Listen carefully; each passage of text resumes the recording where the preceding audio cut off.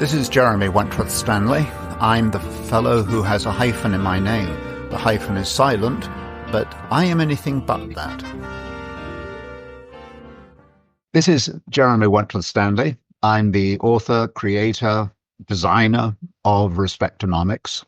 And Respectonomics has a central theme, which is to restore the dignity of the human being. Today, we're going to be talking about comfortable confrontation. And I'm very fortunate to have with me Sarah Benton. And Sarah is going to be interviewing and asking questions and delving into the whole purpose of confrontation and how it can be resolved and how it can be useful. Wonderful. Thank you for having me, Jeremy. Well, I'm glad you're with us.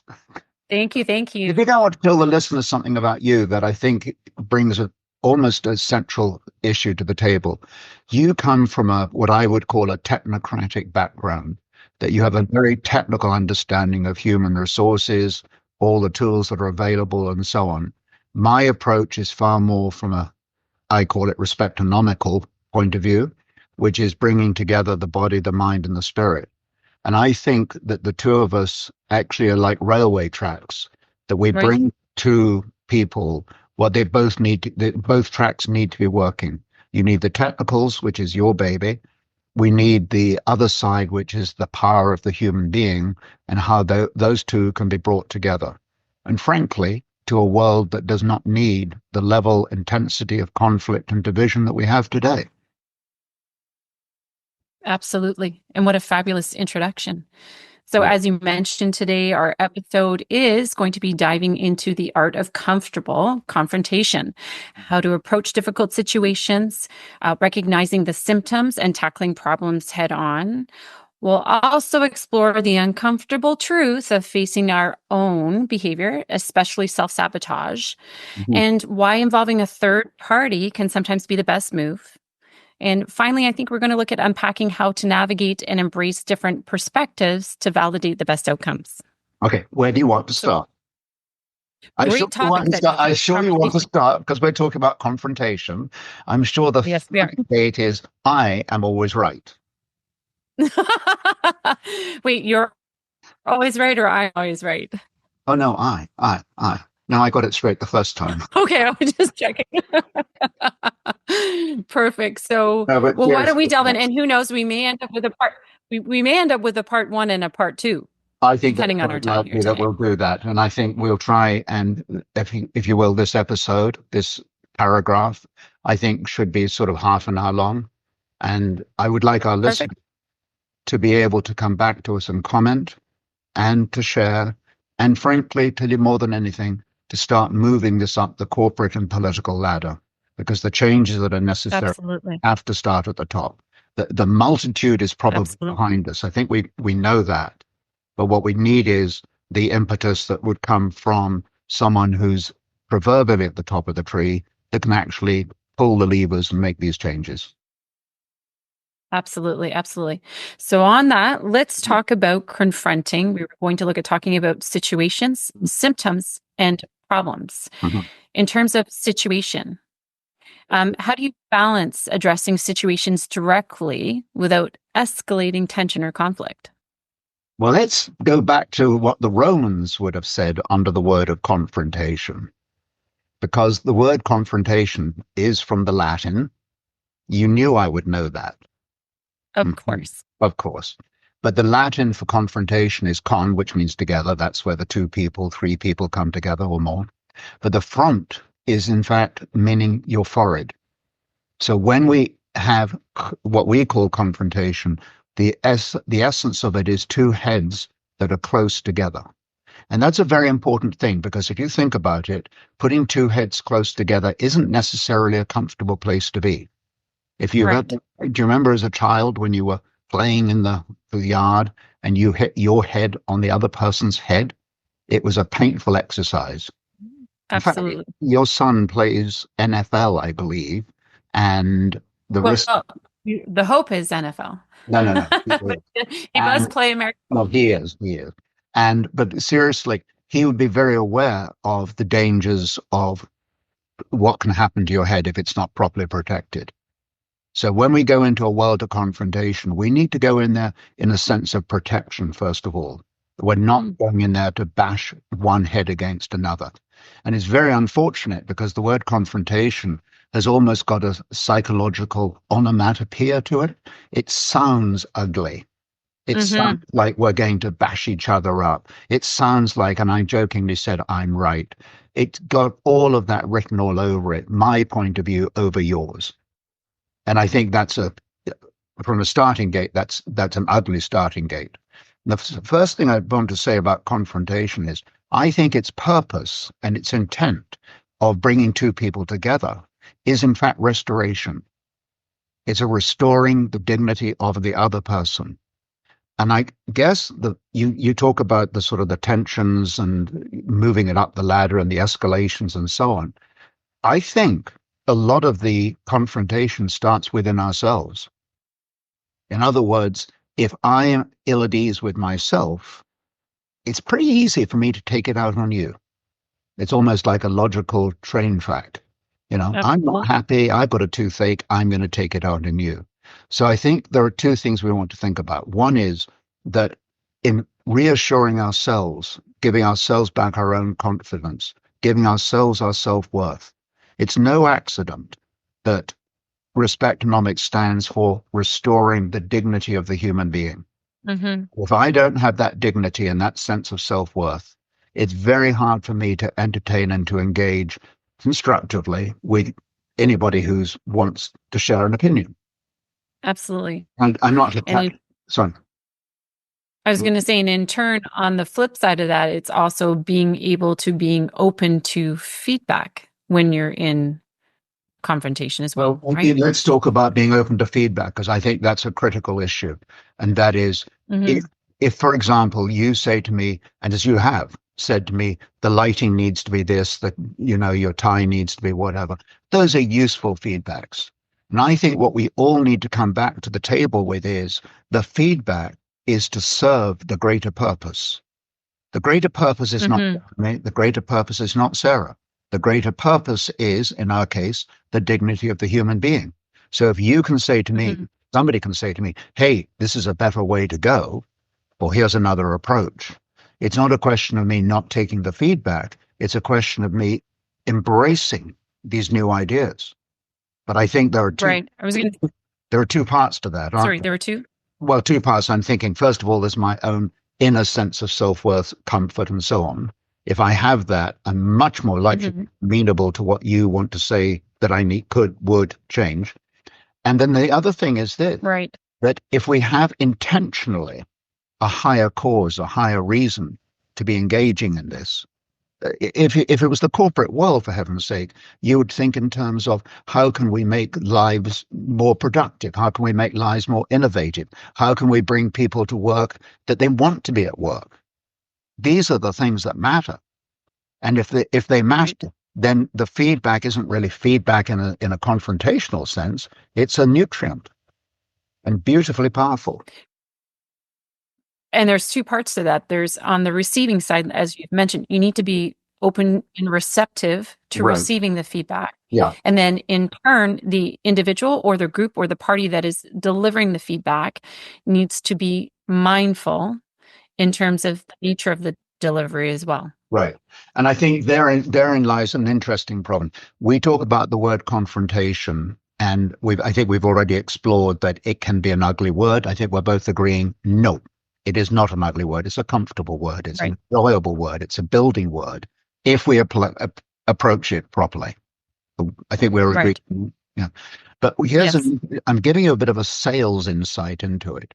But we were always taught that when we are encountering difficulties with the sales process, and you might immediately think, oh, you mean selling cars or selling stocks and bonds and whatever, real estate. Actually, everybody is in the sales business. Everybody. Because everybody is in the business of imparting information for which they hope there will be some benefit at the other side. Sometimes it's financial, sometimes it's just in humanity. But one of the things we need to do, I think, when you approach the sales process is to make a distinction between identifying the problem then confronting it, and then eliminating the problem. And the reason for that sort of sequence is this. It's so easy in confrontation, in the ugly sense, to jump on the bandwagon and say, I don't like what you just said.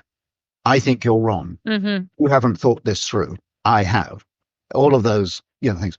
If we actually stopped in our tracks and first of all said, let us identify this difference of opinion, two things will then come out of it. Number one, are we talking about a symptom or are we talking about a problem? In the sales world, you one classic example, and I think you're in the sales world, are you not? Mm-hmm. You understand selling? I think we're permanently in the sales world. And we are. Yeah. Well, we are. That's exactly right. Even as ourselves, we're constantly selling ourselves, if you really think Absolutely. about it. Right? Yeah. And one of the things, though, is the classic sales situation is this. I'm sitting at my desk, and actually, if you move the camera around, you could actually see there's quite a lot of mess on the other side of the desk. You can't see it, can you? No, we can't. Good. Let's leave it that way. I'm not going to move the camera. But the thing is that if you have an untidy desk, you've heard it said 1,000 times. Mm-hmm. Somebody will say, if you tidied up your desk, you could be more productive. I mean, it would look better. You would be better organized and all that. Well, shall we just say classically that's true? The interesting thing is what is the reason for somebody keeping an untidy desk? Because if you think about it for 3 seconds, it's not a good idea. Things get lost, things get overlooked, things get muddled, and the list goes on, and it looks awful. The reason quite often why, and it's not exclusive, but one of the reasons you can have an untidy desk, it's fabulous avoidance. Because if I have things that I don't want to deal with, and they're at the bottom of the pile hidden underneath the tray, I don't have to think about it. I don't have to deal with it. And good heavens, it's 5 o'clock, I'm going home. So I didn't have to confront it.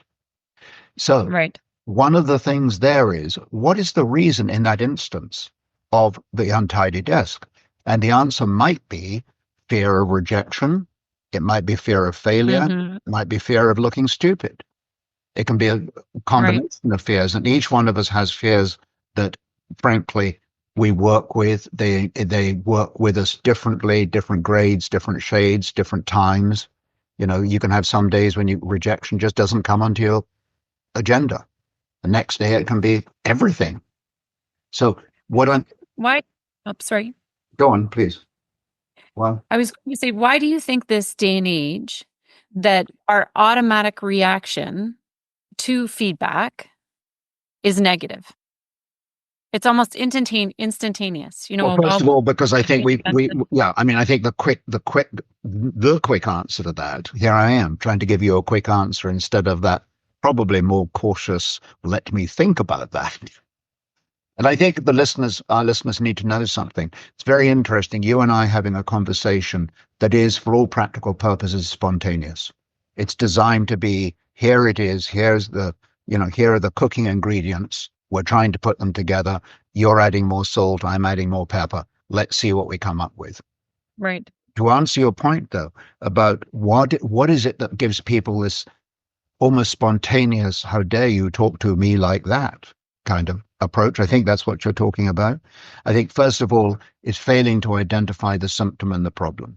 And I only say that because if you've had a terrible day and you duke it out with me, surely to goodness, my empathy and sympathy, but my empathy ought to be along the lines of, hey, Sarah, I'm sorry you've had such a crummy day. Right. The fact that you've expressed it in something you don't like about me, that goes with the territory because you don't actually like yourself at that point. You've had a crummy day. So I think there's an instant failure to understand the difference between symptom and problem. If what you're saying is a problem in the sense that you're trying to get at me in an elitist, abusive kind of way, then my pushback is almost axiomatic. It's almost like saying, I don't want to be pushed around by you. So I think going back to your first question, or one of your earlier questions, was the difference between hearing the feedback and delivering the feedback or delivering the comments. And I think there's a huge amount of truth in how you explain to somebody that there's an issue that they might like to be aware of. I was, Right. well, it's a sort of sales expression, I suppose. But one of them was, and I'm sure you've got some too, but one of the things we were taught was somebody's doing something goofy. And, you want to say, you idiot, why would you do that? Well, rather than getting into that kind of notation, what in fact you do is you say to the individual, have you ever thought of Hmm. what would happen if? So it becomes a question, and it just becomes a question. And It's funny. One of the questions that often I find is quite helpful, similarly aligned with that, is help me understand. yes, and there's an answer to that one as well, a very interesting one. This comes from our good friend Stephen Covey, the 7 Habits of Highly Effective People. Hmm. One of his brilliant insights is when somebody confronts us with stuff that we candidly we probably instantly don't agree with, instantly, spontaneously. But the first thing we can do is to say, Sarah, let me make sure I understand you correctly to your satisfaction so that I understand what you're saying. And here's a fascinating thing. You say to me, Jeremy, you should sit up straight.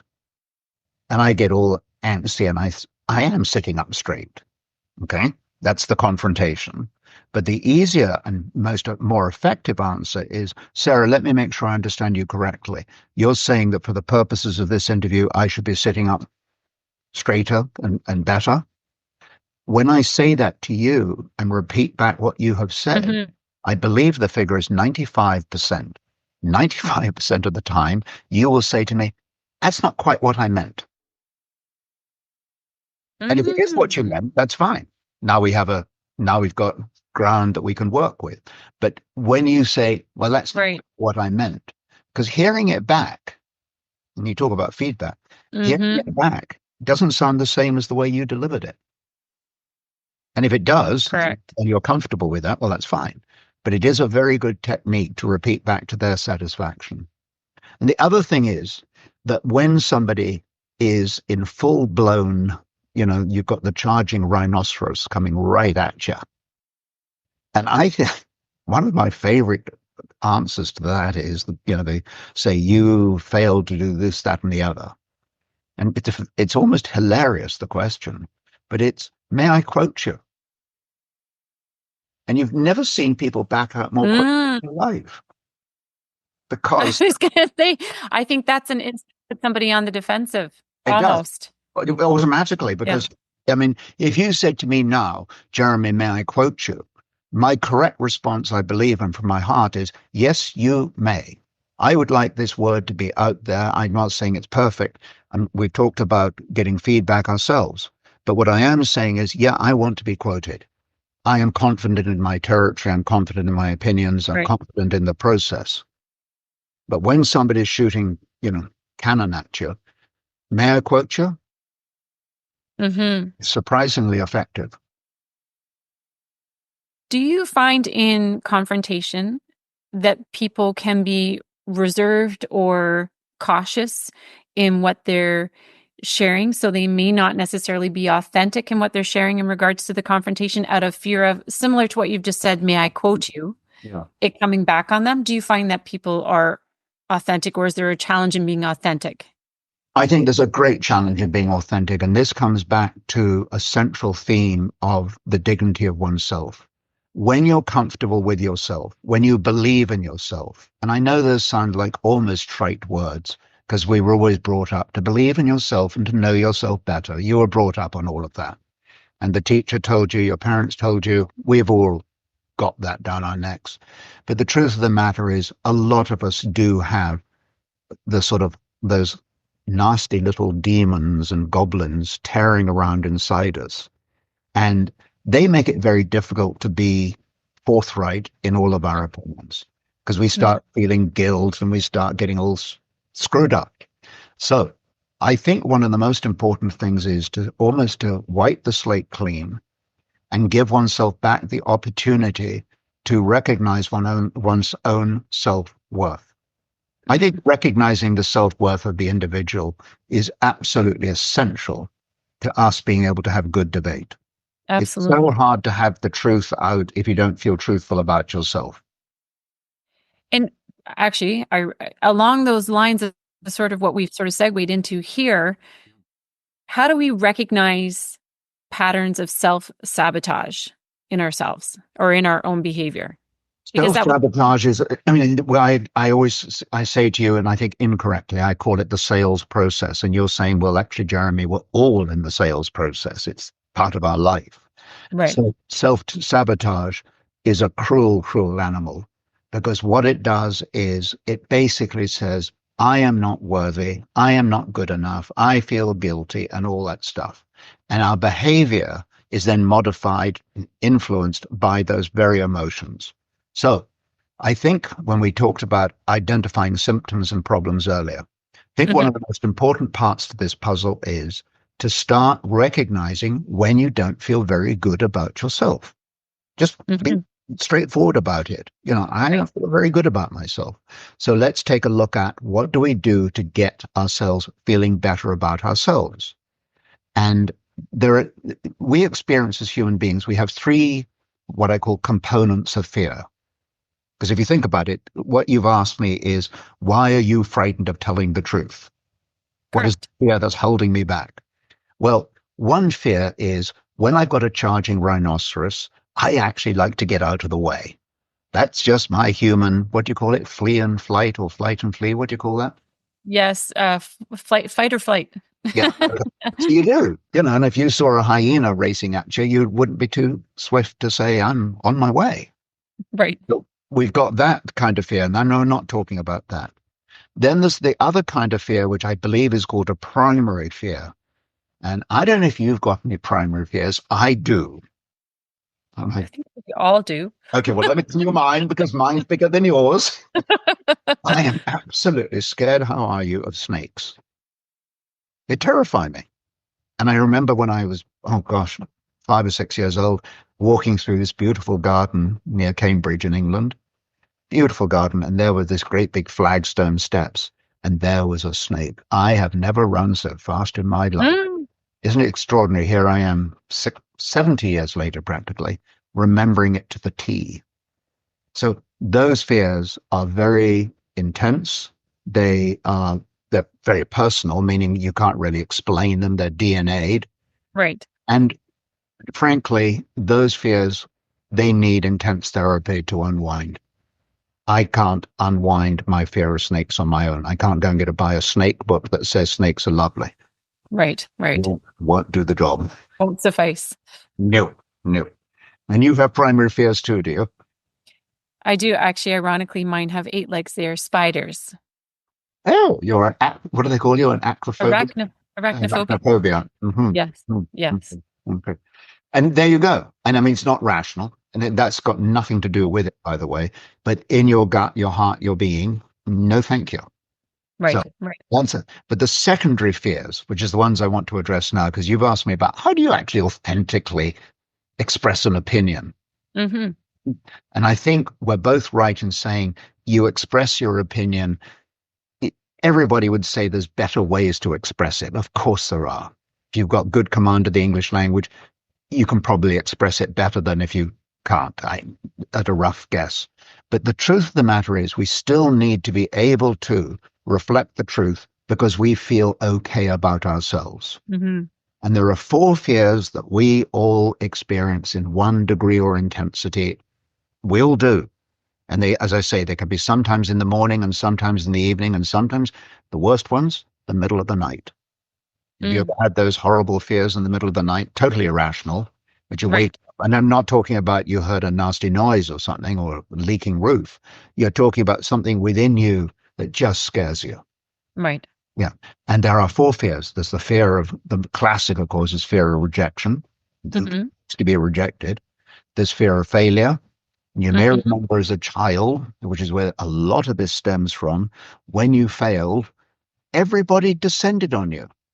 You're a nasty person. You're a failure. You don't pay attention and blah, blah, blah. It's not a nice place to be. It is not. So you got fear of rejection, fear of failure. Fear of success is a fascinating animal. I find that one incredible. Well, it's probably the one that you and I share. I'm just taking an absolute stab in the dark. And our listeners might say, how on the earth can you know that, Jeremy? Because salespeople have this uncanny ability to be really, really successful. And when they're really successful, they say, huh, I can't do that again. And they go thundering back down again. Mm-hmm. And they prove it. I told you I wasn't going to be that. I couldn't keep it up. It's hitting that ceiling. Hitting the ceiling. It's anything like that. Yeah, burnout and all those things. They're all fear of success. And the other one is fear of looking foolish. Fear of looking foolish. Again, go back to childhood days. You did something goofy. And the whole... Feeling foolish, feeling judged. Same. Mm-hmm. Well, yeah, the foolish one was a really awful one because that's when you had no defense and everybody was laughing at you and judging you, of course. But it was the laughing at you. So you will do anything to avoid looking foolish. Yep. And it goes to the nth degree. And do you remember in the old days we used to have parking meters? And you used to put coins into the parking meter? Well, the classic was that people would drive around the block rather than parking and going into the store and asking if somebody had some change. Right. They just wouldn't do it. Irrational. You know, the store should be absolutely delighted. There's another customer comes through the door. That's right. Yeah. Right. But anyway, but we can be very irrational. Self-sabotage, which is your original question. Self-sabotage is irrational. And what it does is it allows these fears to basically to influence our lives. I think identifying the fear in and of itself is actually very difficult. I can tell you about, my fear of failure, but I'm not sure that in and of itself addresses the issue. Fear of success, the same thing. But what we can do is create psychologically, we can do one very important thing. We can develop techniques that make us feel better about ourselves. Because the more I feel better about myself, the more I'm aware of my self-worth, the far better chance I have of engaging in prudent confrontation, comfortable confrontation, and being able to tell the truth. Right. Because I think that's where you're coming from. It's telling the truth, not only to you, but also being able to hear the truth. Absolutely. It's a mutual reciprocal arrangement. Reciprocal, yes, absolutely. Absolutely. And so do ask me how you get to feel. How do you overcome resistance to feedback about your own behavior? Well, again, going back again to the original line of I feel good about myself, there are two techniques. One of them is if you think about it in the course of the day, there are parts of your day, and by the way, we're all cyclically different. There's a better word than cyclical. I can't remember what it is. Right. Do you know what I'm talking about? Some people like to sleep at 3 p.m. Some people. Well, I mean, it is cyclical, but our patterns. What's it called? I was just going to say just our patterns, our day-to-day patterns. They're different, yeah. Right? Yeah. So one of the things to recognize your patterns, there's nothing wrong with that. So if you're somebody, as I am, I feel terrific at 6 a.m, you might not know that, but I'm just ready to rip. And therefore, that's a very good time for me to engage in any of those activities that actually give me trouble. Do them when you feel right. But to feel right, really, seriously, it sounds almost, I don't know, basic. Well, it is. And that is to start measuring yourself. I mean, you get onto the scales to measure your weight. You get onto other things to measure, you measure your bank balance. You measure you were measuring the light just before the show started. I was going to say, everything is measured these days, except perhaps the one thing we should be looking at measuring. Measuring myself. Right. And the measure that I'm looking for is where do I feel that I'm operating at my optimum level? And we just said 6 a.m. But what if I gave myself the techniques to operate effectively throughout the day? Because after all, if I can operate effectively at 6 a.m, outside of my physiology, why can't I be operating at my optimal level all day? Right. Why should there be any limitation on me? And there are 2 or 3 techniques. One of them is right up your alley, and that is aerobic. When you engage in aerobic exercise, a lot of the frustrations, the anxieties, and all those kinds of things actually leach out of you.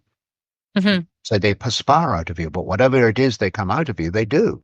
Right. Anybody who's you're into exercise and fitness and all that, I am too, and you feel better for it. It's one of the absolute classics. Diet is another one. I mean, I was at a supper, a potluck lunch yesterday, and it was all put on by the local farmers. Oh, Probably, wonderful. oh, it was. It's one of the best meals I've ever had. And the farmer opposite me looked up and he said, "Don't know, Jeremy, if you've noticed, but there aren't any vegetables here today." And it was everything that was bad for you, and it was wonderful. Oh, that's okay. We're allowed to do that every once in a while. Absolutely, very important point. But seriously, Sarah, the issue I think is that when you feel good about yourself, you want to look at what are the things that make you feel good about yourself. Mhm. And I think there are two or three things. We've talked about the aerobics. Right. One of the things is relaxation. Mhm. Very few people, you and I have talked about this.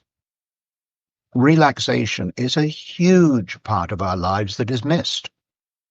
I mean, Yes. you think of our lives today, it is literally go, go, go. I was talking to a lady on Saturday, and she was telling me she's retired.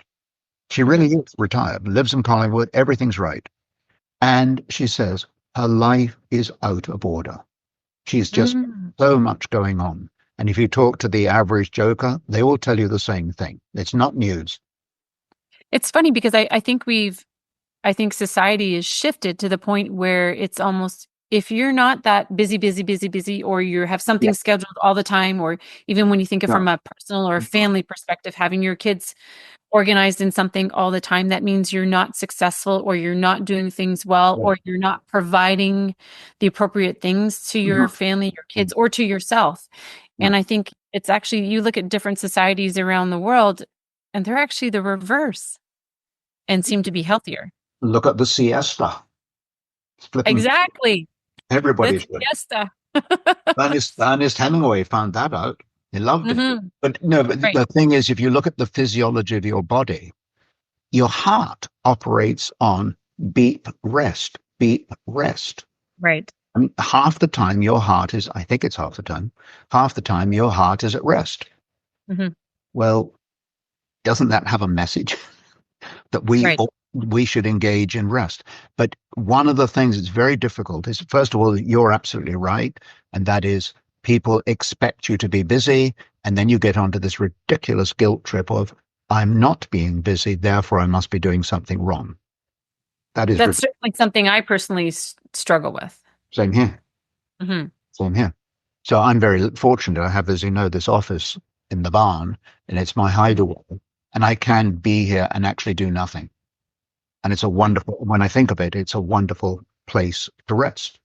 But resting is very important, and relaxation. I mean, it's what I call cheap yoga, which is literally to sit down and start relaxing your body from your toes upwards. Right. Do you know, most people have never relaxed their faces. Mm. They've never relaxed their nose. They've never relaxed their eyes. They've never relaxed their temples. Never Because they relaxed their don't feel hair. like they have time to ever get all the way to the top. That is absolutely true, because it's a fascinating contradiction or paradox. Relaxation's an activity. For that, Yeah. it's very true. You have to actually Do actively it. engage in it in order Do to it. do it. Yeah.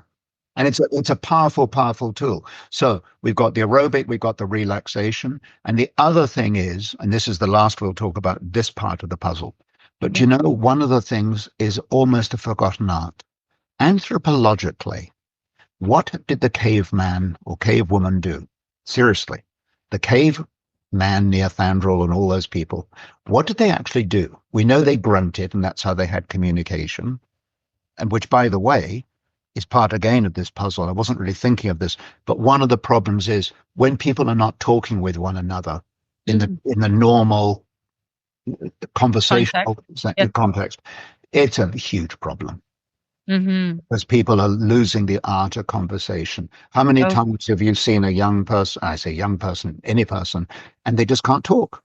yes. The art of conversation is a hot topic all in of itself. Yeah, I say that all maybe the that time. could be another one later. We've lost the art of conversation. Yeah. But the grunt that he made or she made was very important. It was neural, it was communicative, it was informative, and so on. So that alone is everybody get back into talking. Start Mm. talking to people. I think one of the most fascinating things I've learned, it happened to me yesterday at the cheese shop in Flesherton. Everybody should go there. Artemisia cheese shop. And there was a guy there, and I'm not exaggerating. He was brushing the floor. You know what I mean? With a sweeping brush. Yeah, exactly. Yeah. And so I said to him, how's your day going? And you know where that line came from. It came from your uncle, what would you call it? My iconic advisor, my coach, Derek. There we go. Yeah. Yeah. We've said many a time we wanted his name to be on the show. Well, yeah. there it is. And Derek's big line was always ask people how their day is going. And I did that. The guy makes pasta. And within a nanosecond, he was into how much he dislikes the political podcasting, how much he doesn't trust people, and how he longs to have the ability to communicate with other people with ideas. That's, I mean, literally the shop floor. I mean, how much more shop floor can you be than that? Right, right. People are looking for this opportunity, but there is one part to this puzzle that I think is essential. We have our rest, we have our relaxation, we have our aerobics, we have our conversation. But there's one other thing, the cave person. That's very inclusive, isn't it? Cave person? Good job. Have I got it right? Good job. I passed the HR. Good. But that cave person did a lot of scratching on the wall. You know, when you talk about the cave writings and cave drawings and that, people have lost the art of writing. Yes. Writing is absolutely essential. It employs parts of your brain that, I mean, it gets very technical. I'm not sure I really understand it. But the fact of the matter is, I can prove something. You go and stay in a motel and the service is absolutely awful and everything's wrong. The taps are dirty. The, windows didn't close open properly. Everything's wrong. Yes. Have you ever been in one of those places? I think many moons ago. Yeah. Okay. That's all I meant to use it. But you know, on a family trip on our way to Florida. Okay. So you've been there. Yeah. Okay. So what happens is you have one of those pieces of paper they give you with one of those nasty plastic pens that says, we would love your comments. So you start writing your comments. This is the worst motel I have ever stayed in. I'm going to tell my 28 best friends that I'm never going to stay here and you shouldn't either. Da da da da da da da da da da da. So you write this. Statistically, what do you do with that letter that you've just written? Statistically, throw it in the garbage can. I was going to say the majority of them don't make it past there. They don't. Right? And it's a profound reason for it. Writing is a wonderful way of expending your negative energy. Therapeutic. It's very therapeutic, and there's actually brain reasons for it. But writing is very powerful. So when we find ourselves in confrontation, I think we all know the risk of spontaneity. How dare you talk to me like that? Get off my case. You're ugly. I mean, all of that kind of stuff. We do that, and everybody knows in their heart it's wrong. One answer is to feel better about yourself. And the second part to it is, once you've actually understood that you're getting frustrated and angry and all those big words, one of the techniques is to sit down with a pad. I don't know if you can see it. Respectonomics pads. Right. And start writing things down. And they don't have to be literary. They don't have to be, cursive or anything particular, but just start writing. Writing is very powerful. And I don't know if people know this or not, but when you asked me about self-sabotage, self-sabotage means that you're not reaching your optimum potential, correct? I mean, that's yeah. And one of the things that's very powerful, I think you know this personally, is writing a journal. Writing a journal turns you into a guided missile. Right. And you don't do it every day. You do it every 3 or 4 days. And no one, including you, is allowed to see it. Nobody. You can see yours. Lock and key. Absolutely. Because the moment you start writing it and saying, I'm going to show this to Sarah, is the moment that I'm writing it for somebody else. Correct. Well, now you're thinking about opening yourself to judgment. Yeah. Rejection. Right. Yeah. And it all comes tumbling back. Yeah. Excellent. Now, writing is very powerful. So I have some other thoughts, but tell me, what have you What have you lined me up for? We've talked about self-sabotage and we've talked about, Yes, we have. And so I know we talked about, facing our own behaviors and, like you say, self-sabotage. I do know we were going to talk about the benefits of third-party engagement yes. and also the different opinions to validate best outcomes. I don't know if you want to save that for part 2. Well, why don't we carry on? And if this session stops, then Perfect. our producer will have brought down his electronic axe Okay, and perfect. we'll start again. Awesome. Let's Wonderful. deal with that So, question. That first one was, excuse me. yeah, so thinking about the benefits of third-party engagement. Right. So what role in your view, what role do third parties play in helping confront challenging issues? Can I give you 2 personal examples? You absolutely can. Because I am definitively, well, I shouldn't say definitively. I think that's the wrong word. I am an alcoholic. That's who I am. And I gave up drinking on March the 11th, which was a Monday. And I would love one of our listeners to tell us what year that was. I think it was 1985. Ah. So I'm closing on, what's the math, 40 years ago. But Mhm. and there is a way of looking it up and finding out. But a couple of things. The reason is, and just so we have clear understanding, alcohol was destroying me and destroying relationships and so on. My issue is that I've got nothing against alcohol. The snag is I'm one of these people who has one drink, I have to have a second, Right. a third, and the list goes on. Intellectually, what I just said is ridiculous, but Right. the physiology of Jeremy doesn't respond properly. So Okay. there's only one solution: stop it. Stop it. Yeah. But let me go back to your comment about the third party. Yes. I did not tell anybody I had given up. And I think that was partly pride and partly because I didn't want to say I'm going to do it and then fail. That's not a bad reason. Okay. But one thing I have said repeatedly, and in my life work, I end up talking to people who do have issues with alcohol. And one of my comments is go to AA, and I use that brand name, but go to the third party, which is what you were asking. And the Yeah. reason is this. When I gave up, and you have to translate this to 40 years ago, alcohol was a very important lubricant to business conversations, meetings, friendship, etc., etc., etc. However misplaced, I'm not making that point, but it was almost the denominator to how business got done. Do you remember the 2 martini lunches and all that stuff? Yes. Well, 3 martinis actually. But anyway, the point is that what happened was when I stopped drinking, I didn't have the tools to be able to tell people that I wasn't drinking anymore. So I was incredibly clumsy, used ridiculous, well, I got to leave now, I've got to go and do something or other. I needed advice and counsel how to deal with that. Third party would have been very, very helpful. Right. Right. I wish I'd had it. I mean, I was much younger then.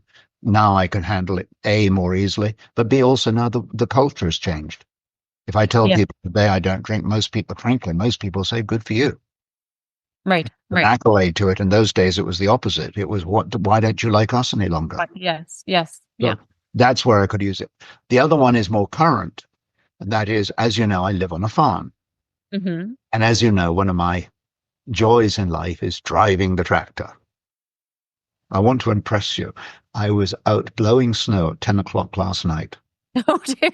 And the reason was, just so you know, the reason was because the snow was now higher than the fence line, Oh, which meant that the horses could actually walk on the snow out of the paddock. out of the Yeah. So my it was command, definitely a requirement. so my command was get that snow away from the fence and get it down. That's what I was doing. Right. Right. I have a sidebar deal with my son-in-law, and I suppose anybody else really, but him particularly. He's a farmer. And I have a deal with him that the day he looks at me and says, Jeremy, you should not be driving that tractor, is the day that he's going to tell me, Jeremy, you're not to drive the tractor any longer. Okay. We all know people who can drive tractors, cars, boats, who knows what, riding lawnmowers, who shouldn't be doing it.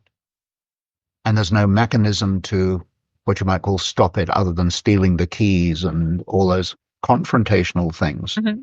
So getting third-party assistance the way I have is preemptive. Right. It prevents angst. Andy now has full rights to say, Jeremy, you should not be driving the tractor any longer. And if you've given permission. I have given him permission. So I think getting third party is very useful. But the key is this.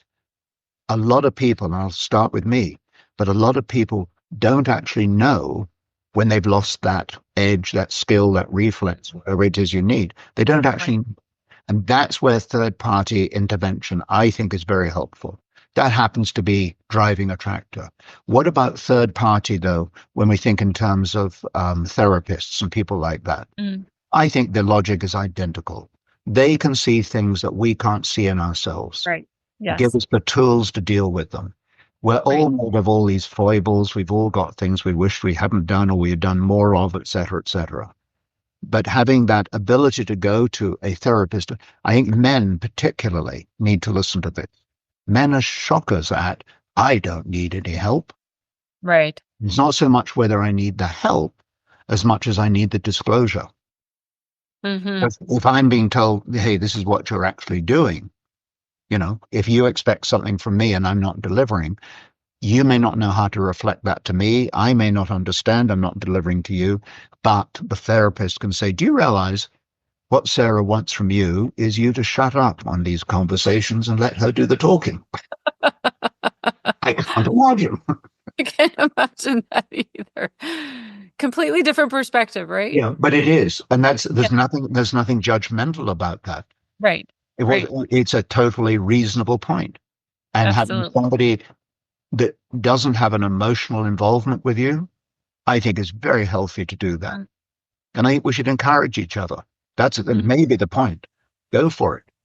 Ask people, And now, how do you ensure that involving a third party is seen as constructive and not seen as a lack of ownership? I've thought about that very specifically. And actually, I come at it from the other point of view. My ownership of me depends on me getting first-class advice. Love it. It's the truth. Mm-hmm. That is ownership. Because don't forget, each one of us has got these incredible opportunities and privileges. We do. Right. Each one of us does. They're all in different corridors. Yeah. And there's so much afforded to us this day and age. Right? Exactly. At every level. I mean, look at us, you and I, with our families. We have been afforded incredible, fruits, blessings. And in addition, so many more things, several outlets are acceptable, are now similar to what you were speaking to of just a few moments ago. It's acceptable now. It's actually welcomed. Yeah. Whereas in the past, it was not, right? It was not. It was frowned upon. Yeah. So if I say to you, yeah, I'm an alcoholic. I told Andy to tell me when to get off the tractor. I've been to a therapist who can tell me some of the things I do right and wrong, or not wrong, but can pass and adjust and so on. I think your response generically, not you personally, but generically, I think you look at me and say, good for you. Mm-hmm. I'm not sensing you saying to me, oh, you don't need to do that. Mm-hmm. I will never say that to anybody. You don't need to do that. That's like somebody who says, I'm going for my annual checkup. And you say, you don't need to do that? That's ridiculous. Of course you take your car and to have it serviced. Why not take in the brain to be serviced? Why not take the heart in to be serviced? What about the soul? The soul can be serviced. There's a lot of people can help us tremendously in that area. Mm-hmm. So I think we should be, as you say, we're afforded these opportunities. And I think that as we're afforded these opportunities, blessings, privileges, all of this stuff, all these gifts, we have a responsibility. Mm-hmm. And that responsibility then is to take those issues and within ourselves to take the greatest possible advantage of them.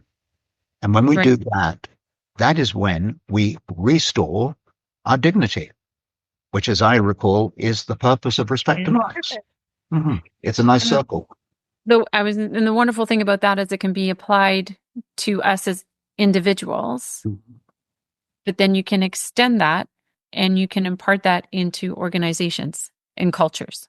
I think that's, Sarah, I think that's absolutely crucial to this discussion. This business of self-worth, let's call it that and just leave it at that. But if we're talking about self-worth, each one of us humanly knows that that is a wonderful, wonderful objective. It's something we should do. We all know that. The corporate leader, the political leader, needs to recognize that what is good for the individual is good for the organization. It's good for the whole. The great political failing today is not one political, unless you can correct me on this, but I do not know of any political leader that has actually approached us from the standpoint of, I need to help you build your self-worth so we can build up the worth of the nation. And I don't mean dollars and cents. I mean that worth that is almost indescribable. I once heard it said, true wealth is what you can have. True wealth is what you get with that doesn't involve money. Mentality. So it's a mental, spiritual, but give people that chance. And I'm absolutely in your camp. I think that the corporate leaders today, and you told me something very interesting. You come from a human resource technocracy, whatever the word is. But I mean, you understand the whole interplay of how corporate human resources comes together and its effectiveness and application. So great people management. Yes. Yeah. And I asked you, and I would love you to tell the listeners now, and that is, I asked you, have you ever heard of a corporate ethos that talks about body, mind, and spirit, or body, mind, and soul? And you said, no, never heard of it. And I think there's that fear factor, or language has changed, and we've talked about this as well, right? Yes. If you mention a certain word, it's almost in the corporate world, it's an automatic shut off. Right. Yeah. Right. And I think that's true. I mean, I think like this word confrontation we were talking about earlier, we said it's got that onomatopoeic sort of spillover that it's an ugly word. Actually, it's not. It's a way in which two people can come together and create restoration. I think it's beautiful. Problem solve, come up with ideas, solutions, right? Solutions focus. Right. But I think the biggest problems and I say corporations, I really think you can take the word and use organization as a better word, in the sense that it incorporates corporations, it incorporates politics, it incorporates communities, faith organizations. Name your favorite. Family could be an organization. Family is a very good example. In actual fact, one of the things I did want to share with you, and somebody did ask me, what's the reason for talking about confrontation? And one of the reasons is I realize this episode could be listened to at any time of the year, but in actual fact, it is being offered at Christmas time, which is a time of celebration. That's fine. The snag with family celebrations is it's also a fabulous opportunity for people to be at each other's throats. Expectations are running too high. People are tired. People have, maybe had too much to drink. There can be all kinds of reasons, but you do hear some nasty family internecine difficulties. All you have to do also is, leave the household and go to a local mall during this time of year, and unfortunately, you're going to see confrontation, there as well, right? Yeah. Like you say, emotions are running high, stress is on. But let me take you back to the word corporation for a moment. Yes. Or even politician, but corporation says it more clearly. The word corporation comes from the Latin corpus, meaning a body. So therefore, I should say to the CEO or to the shareholders, customers, employees, suppliers, any of them, I should actually say to them, which part of the body did you want to cut out?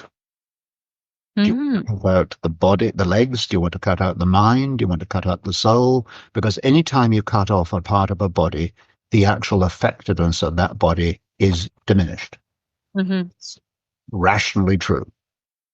So the whole concept of a corporation is to bring the entire body to the table and to be able to work with it and enjoy it.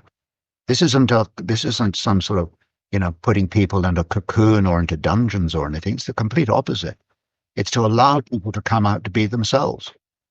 I go back to your original question about confrontation of how do I receive it? And we beat up on that quite well. But I think the other part of the puzzle is how do I give feedback? How do I actually do it? And we talked a little superficially, I think superficially, when I said, well, have you ever thought of? It's not a bad introduction to a problem. But I think there are one of the clearest ways to confront people is when I'm sitting in front of, let's say I've got a disagreement with you. Let's just say that. And you and I are very fortunate because we see the differences as actually being the other sides of the railway tracks, which allows the train to move forward. Open and receptive. Absolutely. You take one of those tracks away and the train pulls off. Off the rails. Yeah. Done. Finished. But the advantage of being able to deliver feedback or counsel is the way you can do it. There are two things that I think are very important. One of the most old-fashioned ways of doing it, and I tell you who's a past master at is Richard Branson, Sir Richard Branson. And you go to him with an idea, and he's Virgin Airlines, and he says, let's go out for lunch. So you go out for a coffee or a lunch or whatever it is, but breaking bread with another individual breaks down an enormous amount of barrier. And it's, do you know there are cultures that actually have worked on the principle of bread? That one culture says, this is the kind of bread we produce. Another one says, well, this is the bread we produce. It's all part of that wonderful idea of breaking bread and bringing people together. It's as old-fashioned as you'll get out. Creating a comfortable environment. Absolutely. And that's very much... Feel safe to share your ideas, right? Yeah. And it's much easier to say, over a bowl of soup, to say to each other, I've been thinking about... And you don't usually pick up the soup and throw it at the other person. At least I have. Usually. Usually. Let's not go. It's usually best practice not to. Yeah, exactly. But it's an environment when it can actually be... Yes. The two-way chat can be comfortable. Have you noticed when you go on these, back to sales, when you go on these sales trips and you get everybody away and the chairman or chair lady is there and the president is there and all that stuff, have you noticed how over the drinks at night at the bar, how some really good ideas come forward? And I don't think it's the late night and I don't think it's the whiskey. I think it's because we're breaking bread with another human being. An environment, which is part and parcel of that, right? So no, I'm very big on the breaking bread with other people. And the other thing is that if we intentionally approach this individual from the standpoint of we're looking for the greater good, the Latins would have called it the summum bonum, the ultimate good. If we're looking for that, then it's a much easier counsel to impart to another human being, because you can say, we've got this vision, and you talked about this earlier. I think if I approached you and said, I've got this vision for Respectonomics, which is actually how we started. That's the truth. We started with, what's the vision of Respectonomics? From which you then said, that sounds interesting. I think if I'd gone the other way around and said, I think you do jolly well on TV, we wouldn't have had the same rapport, the same efficacy of what we're doing. Right. So I think explaining the bigger picture is very helpful. And there's one other hero I have. You love going to Walmart. Tell me truthfully, you love going to Walmart. Say it carefully. I want everybody to hear. I went yesterday. You did? On a Sunday? I mean, come on. It was very busy. I know. But here's a interesting thing about Walmart. It's what is it? The store that everybody wants to hate. And everybody goes there. Anyway, and I'm the same as you, by the way. It's where I get my coffee. There you go. Yeah. But anyway, the Sam Walton, the founder of Walmart, he used to go and visit every store, and he used to go twice a year to every store. I think that in itself is interesting. If that's all I knew about him, that he went to every store every 2 years, every year. I heard a story about the post office recently that in one of the local towns, one of the regional directors came up from wherever the hub was. It was back in July. He shows up in this town and never says hello to the employees. Mm. Bingo, bango, bongo. Not a good idea. Of course, he should have been going around. But Right. Sam Walton took it up another level. He would bring everybody together. He called them associates. I don't know if you remember that, but Yeah. But it's now become a bit gimmicky. But at that time, associate meant something much more than just being an employee. Right. Because he realized that the strength of the organization lay with, as much as, cheap pasta, but it also lay with the person at the front counter. That's right. The two go hand in hand. So anyway, but he would gather everybody together. And the first thing he would say is, we know what we're doing right. The numbers tell us that. Mm-hmm. Fair enough. Then he would say, tell us what we're doing wrong. Mm-hmm. Absolutely. Powerful. Very powerful, because he didn't say, tell us what we can be doing better. Right. Which is a different dynamic altogether. Mm-hmm. But when the CEO, the chairman, the owner, whatever you'd call him, says, tell us what we're doing wrong, that in itself is very empowering. Mm-hmm. I mentioned this story to somebody at a bank, actually, and she said something very interesting. She said the most important thing was he even asked the question. Right. Isn't that, I mean, the question happened to be, what are we doing wrong? Tell us. Right. But it was even the thought that there was a question being asked. The very fact that an employee would pick up on the significance of a question being asked from managers, that's an atrocious indictment. Mm-hmm. I think you come from a world where you heard about surveys and all that stuff. Oh, The yeah. surveys might have asked for your opinion, but they didn't really. They didn't really come to you and You're say, ticking boxes. You're Hmm? ticking boxes Yeah. to say that I've completed my obligation in surveying employees. It's what happens with that information afterwards that's key. Absolutely. Mm-hmm. But it's this whole business of being listened to. Exactly. And I think, I mean, talking of listening, I will hope that our listeners will, in fact, listen to what we've talked about. Let us know where we're going right, wrong, or indifferently. I mean, in fact, Sam Walton would have said, tell us what we're doing wrong. Mm-hmm. We know topic like covered. Yeah, we know what we're doing right because we get all these lovely comments, but tell us what we're doing wrong. And in telling us that, be sure that the message is being percolated, infiltrated through to managers, supervisors, directors, and so on. I'm convinced of one thing, and that is, if corporations, I keep saying corporations, but organizations, if organizations were to employ a habit and a practice of embodying the entire entity of the human being, I think they would find results that would be beyond imagination. And that's not pop talk. That is strictly the human capacity. I don't know if you go back in your economics, you'll find that we are always looking to do things bigger, better, and differently.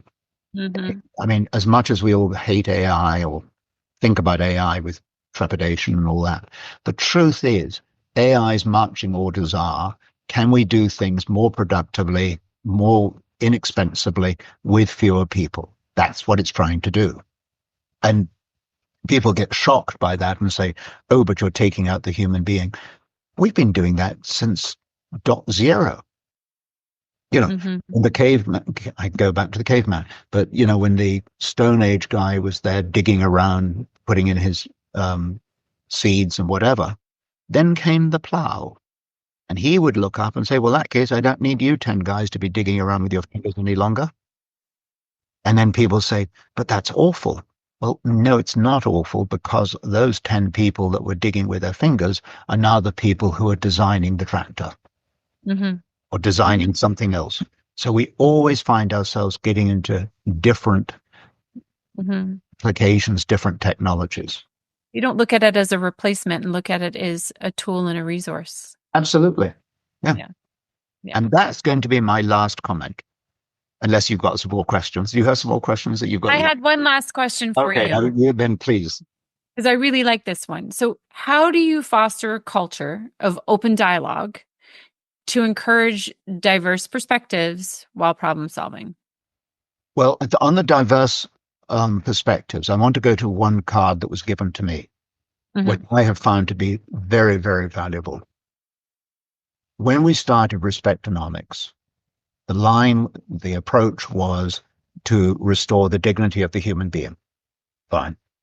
And then somebody said to me, so what is the business of Respectonomics? So what I've just given you is the aspiration, but what is the business? And the business is to honor other people's freedom of choice. I think that as a starting gate is very important.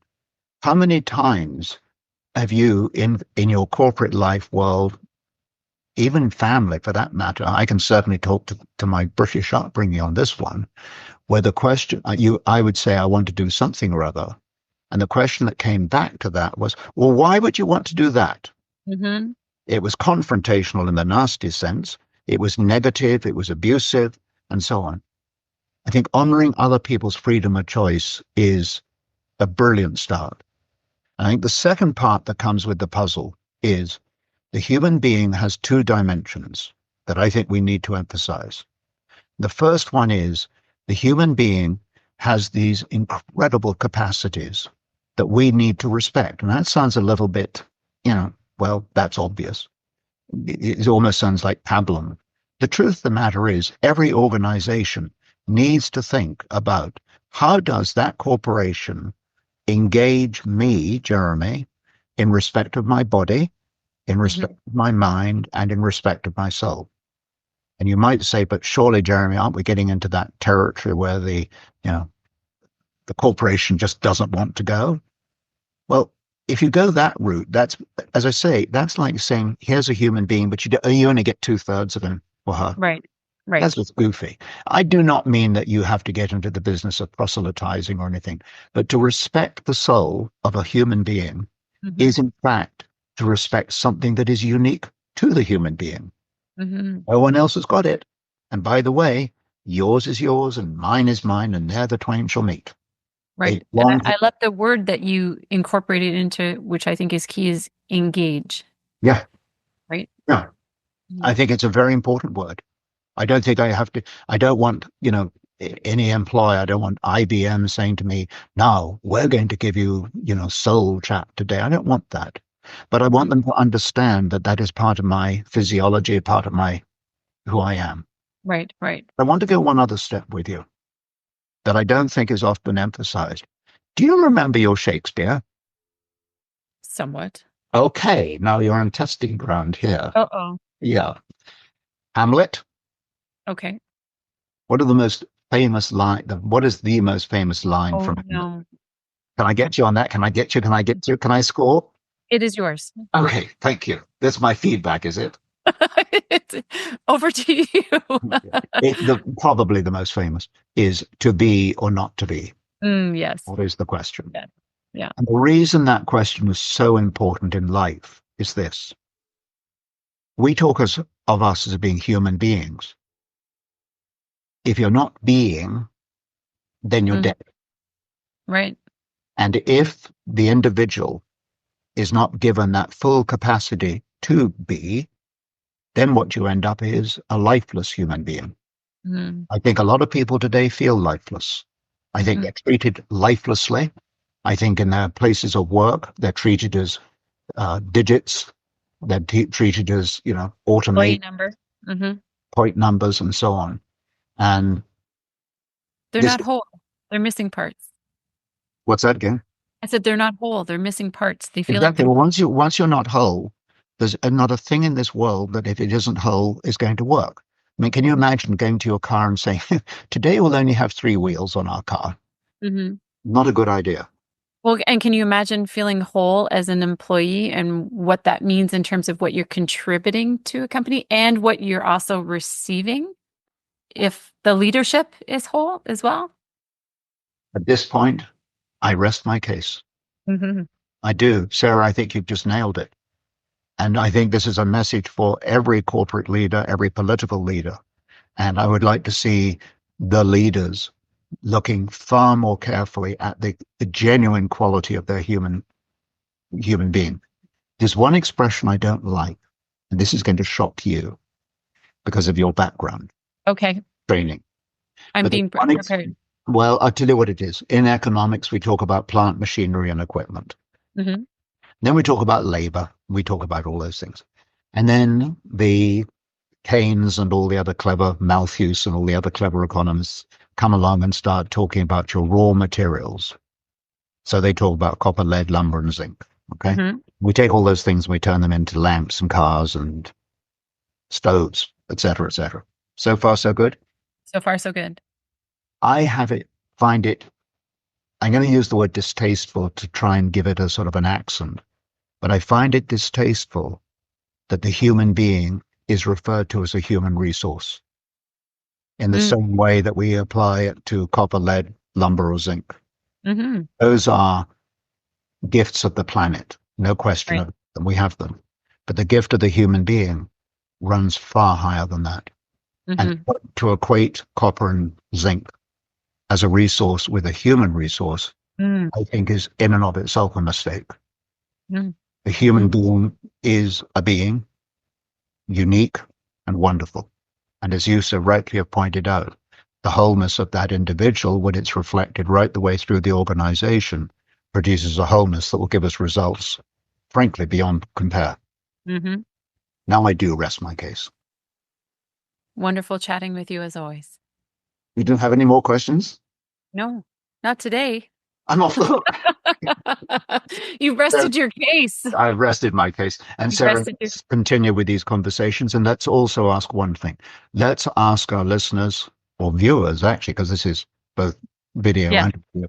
Let's ask people to let us know what subjects they would like to see covered. Absolutely. But not only tell us what we're doing wrong, but do tell us what else you would like to see discussed. Wonderful. Thanks so much, Sarah. Thanks, Jeremy. Okay, take care.